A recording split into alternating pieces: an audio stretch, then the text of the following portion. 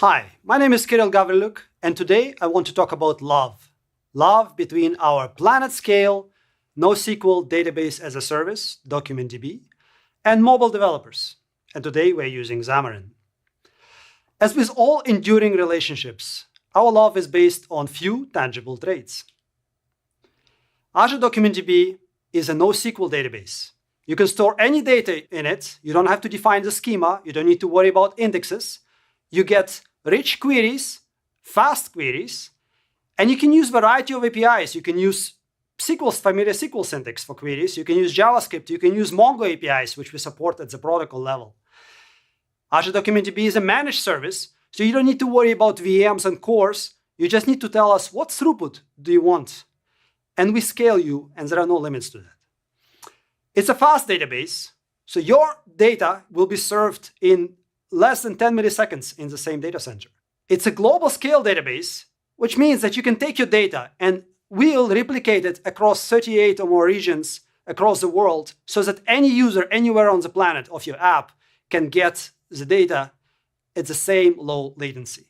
And DocumentDB offers a number of features that are especially interesting for mobile developers. For example, geospatial queries built in and supported, as well as binary attachments. Let's dive into the demo. It's easy to get started with DocumentDB.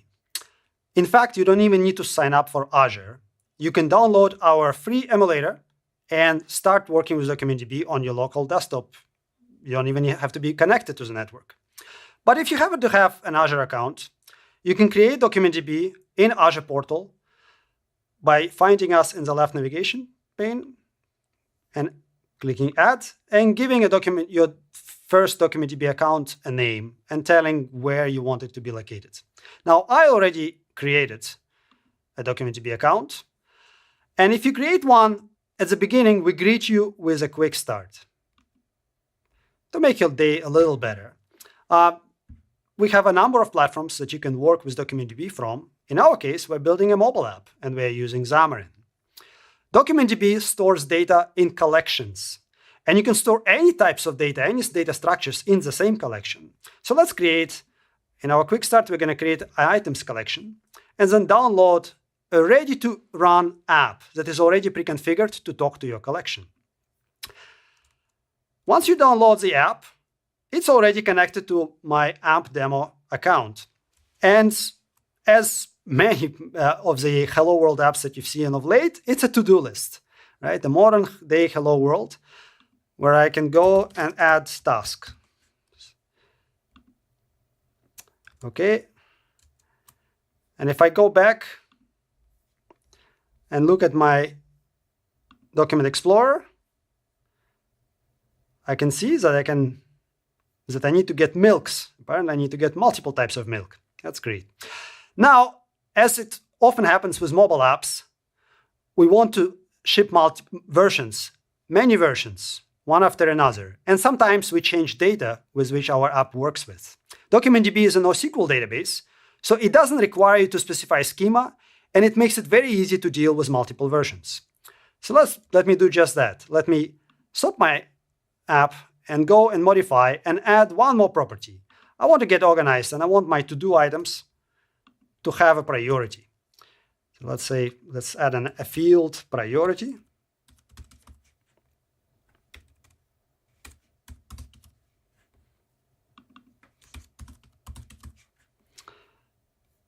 Let's give it a type int.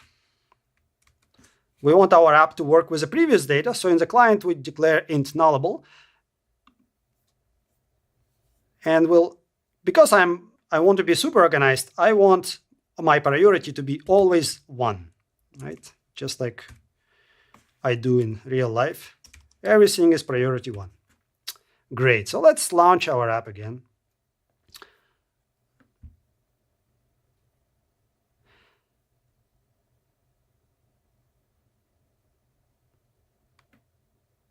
And let's give myself a new task. Get bread. And let's take a look what happens at the backend. Notice that we did not change anything in our backend. So let's refresh.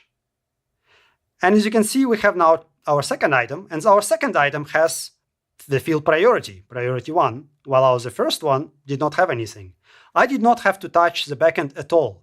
My app talks directly to the database and stores data structures without caring about schema or indexes. And I still enjoy good, rich queries, and I can change, modify, and can work with 10 versions of my app out there, working with the same DocumentDB collection.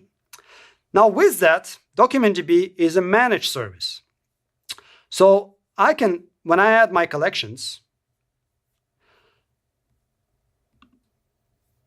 I don't need to worry about cores or VMs. I just need to tell DocumentDB that I want a collection with this initial size of data, and this will grow, can grow after once you provision your collection, and this amount of throughput.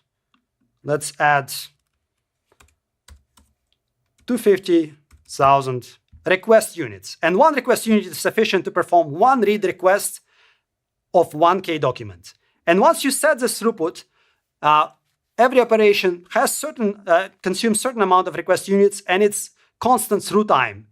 One read request consumes one request unit today, tomorrow, until the end of time. This collection allows you to perform 250,000 requests per second. That's a lot. And just like that, with just clicking OK button, I can provision that much capacity. Well, here I have a collection that simulates an IoT scenario where devices are sending us requests at millions requests per minute.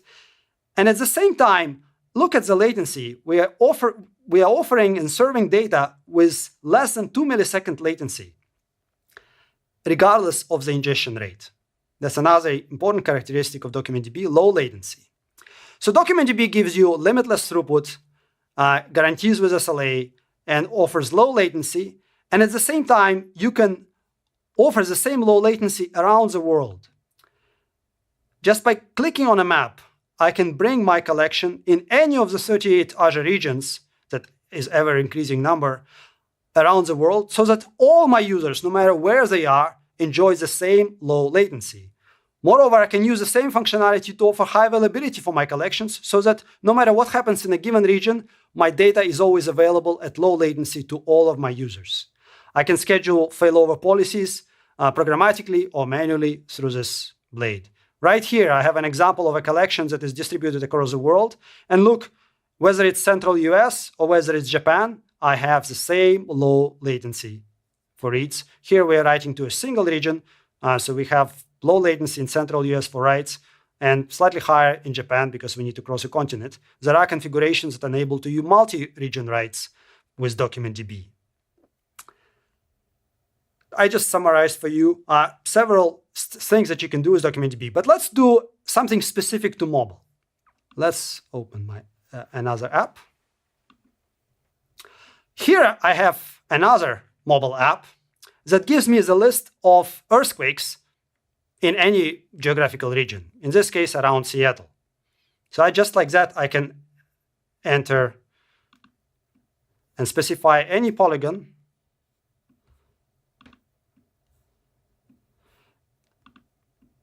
and request earthquakes in this region. And I can see that there are some earthquakes still happening, even in Seattle. But look, on the programming model side, this is all I need to do to query for these earthquakes.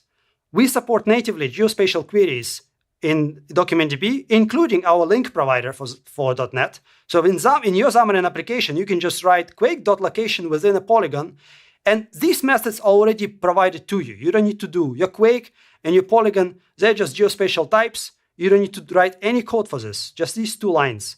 And you get geospatial queries efficient, get you anything within a very popular mobile scenario, within a given georegion, within a given polygon, get me some geospatial data.